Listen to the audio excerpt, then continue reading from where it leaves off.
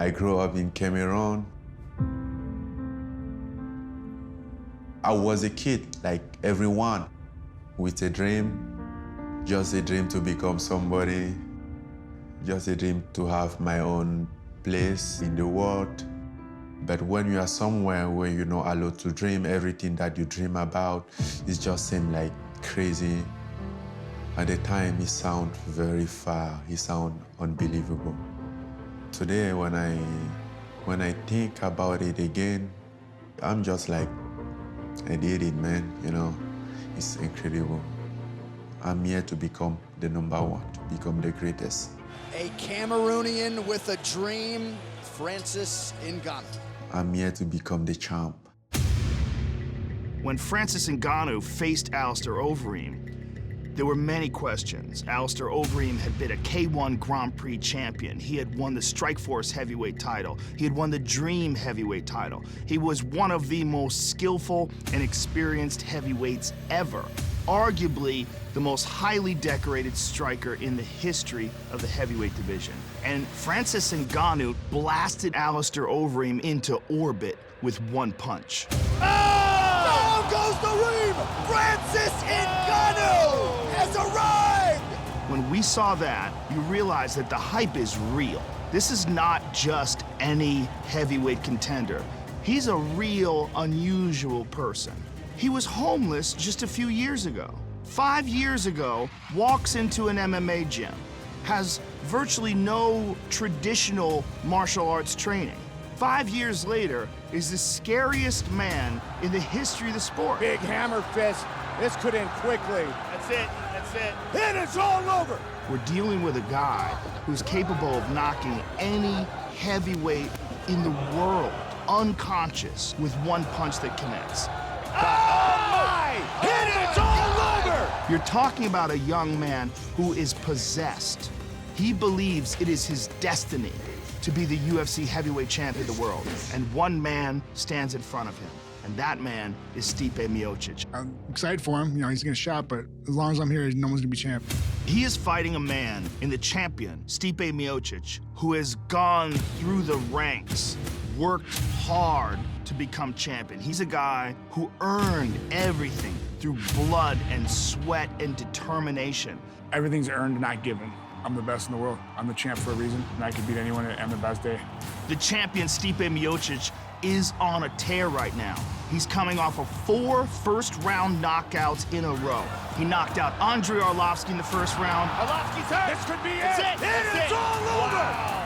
What? Won the title off of Fabricio Verdum in the first round. And he got caught. That's it. And it's all over. I'm the world champ. I'm talking about. I'm the world champ. Stopped Alistair Overeem in the first round. Big shots. And it's all over. And stopped Junior Dos Santos in the rematch in the first round. Oh! Down goes Dos Santos. That's it. Fight's Stipe over. Miocic retains his UFC heavyweight title. The path to the UFC heavyweight title still goes through Cleveland, Ohio. The champion is in his prime form. He is absolutely right now in the peak of his ability. And he firmly believes that he has the skill, the knowledge, and the experience to handle the storm that Francis Ngannou brings to the octagon. I'm gonna take things in my hands because I have the best coach in the world.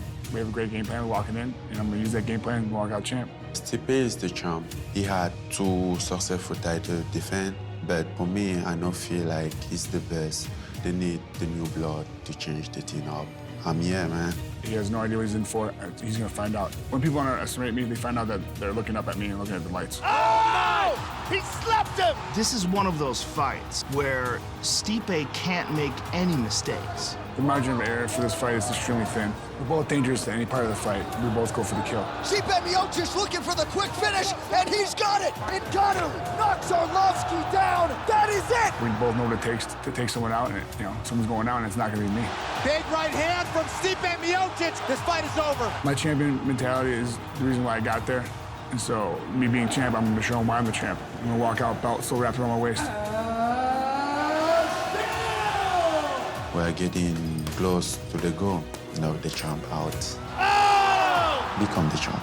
You got 2 of the most dangerous men walking the face of God's green earth, going into this octagon. This is one of the most highly anticipated heavyweight fights in the history of the sport. And on January 20th, we're going to find out if a new king will rise. We might be staring at a future UFC heavyweight champion, Francis Ngannou, ladies and gentlemen. The biggest win of my career is coming. Paging Stipe Miocic, Francis Ngannou is coming. Now is my time. Declaring the winner by knockout, and again, champion John of Jones the world. returned in spectacular fashion to defeat Daniel Cormier. I want to take this time to thank Daniel Cormier for being my biggest rival and motivator. He is a true champion for the rest of his life. Then Jones tested positive for performance-enhancing drugs. He disqualified himself by taking a steroid before the fight, so it didn't happen. So now I get the belt back, which is the right thing to do. And I'm not only saying that because it's me. Right. It's the right thing to do. Now Daniel Cormier faces one of the most formidable knockout artists in the division in Volkan Oezdemir. Oezdemir with the knockout here in Stockholm. I am so excited about this fight because I feel as though after July 29th, there was a stench. I can't get rid of it until I go and I fight to get my hand raised again. And there's the tap, look like It's Rumble it. tap. It's it. And Wow. still, Daniel Cormier has done it. Wow. This is a very strange position for Daniel. He has to defend not just his light heavyweight title, but defend his position as a winner. You take a lot in losses. You learn a lot about yourself in losses, and I learned a lot on July 29th. Right hand over the top. He's feeling it. Oh, he caught him. Without a doubt, we are going to see a better, stronger Daniel Cormier heading into this fight with Volkan Oezdemir. A man on a mission to shut down this young upstart. Short wrestler, tall striker. Good takedown by the champion.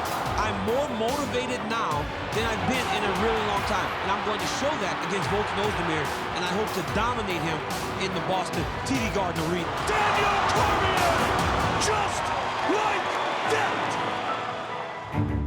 Volkan Oezdemir believes that he has the opportunity to surpass both Daniel Cormier and John Jones and become the greatest light heavyweight champion ever. I know that I can beat everybody. I just want to be a champion, and I just want to make my people proud.